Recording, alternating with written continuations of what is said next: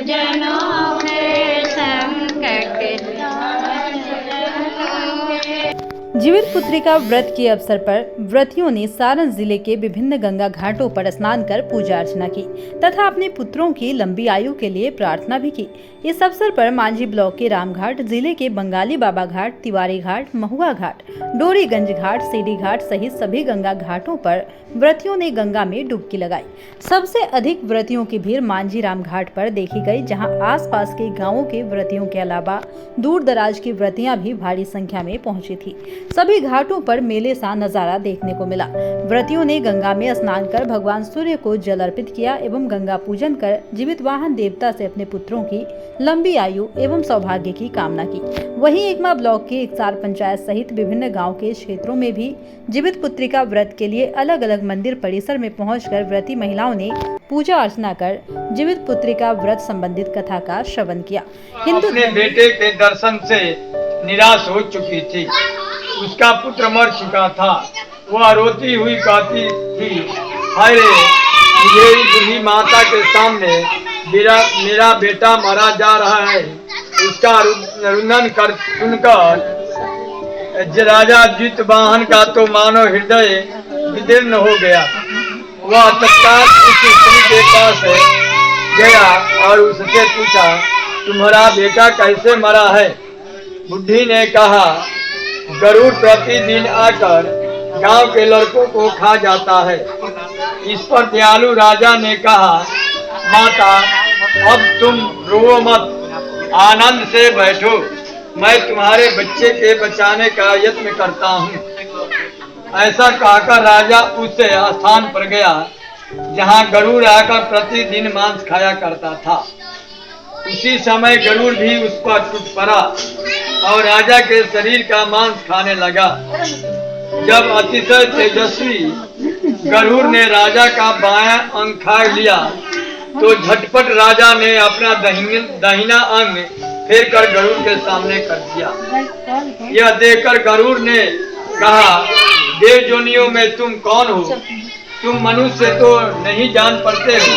अच्छा, अपना जन्म और कुल बताओ। पीड़ा से व्याकुल मन वाले राजा ने कहा, हे पक्षीराज, इस तरह के प्रश्न करना व्यर्थ है।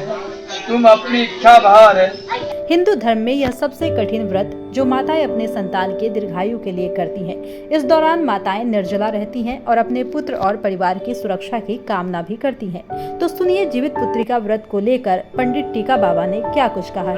व्रत है मतलब पुरान कहावत है, शास्त्रीय हिंदू रीति रिवाज में जो शास्त्र को माना जाता है, उस शास्त्र के अनुसार से जीवितीय का व्रत नारी लोग को अखंड व्रत कहा जाता है।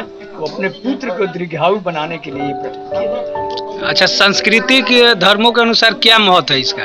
सांस्कृतिक धर्म के बताते हैं कि सांस्कृतिक धर्म के बहुत ज्यादा महत्व है। यानी प्राचीन काल में जो गरुड़ जी पे जैसे पुस्तक में किताब, चाहे गूगल से भी लोग किताब में कथा सुनते हैं, तो मैं प्राचीन काल में ही पुत्र को दीर्घायु बनाने के लिए गरुड़ जी ये व्रत को नारियों को बताए थे कि करने के लिए। इतिहास गरुड़ जी जो एक वृद्ध व्यक्ति को पुत्र को जिंदा करने का उपाय की। गरुड़ जो मांस खाते थे, जितवाहन महाराज राजा जो थे, वो जीवित करने का उपाय की, और वही जितवाहन महाराज बाद द्वितीय का नाम से इस व्रत को कहा गया। इस व्रत को सप्तमी युक्त अष्टमी को किया जाता है और नवमी में पारण किया जाता है। यानी व्रत तो बहुत ज्यादा होता है, लेकिन इस व्रत में पारण का ही महत्व होता है।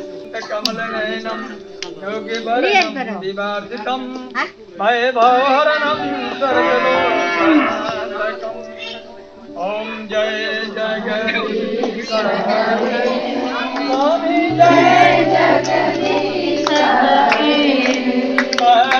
जनों के संकट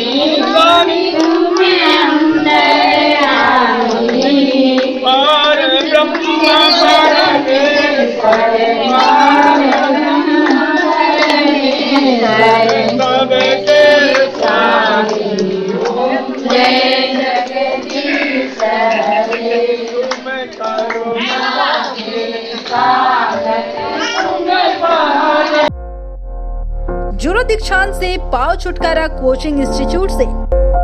गूगल प्ले स्टोर से दीक्षांत ऐप डाउनलोड कर अपने स्टडी को बनाओ आसान और मजेदार। दीक्षांत देता है topic wise video with animated visuals and concept wise study material.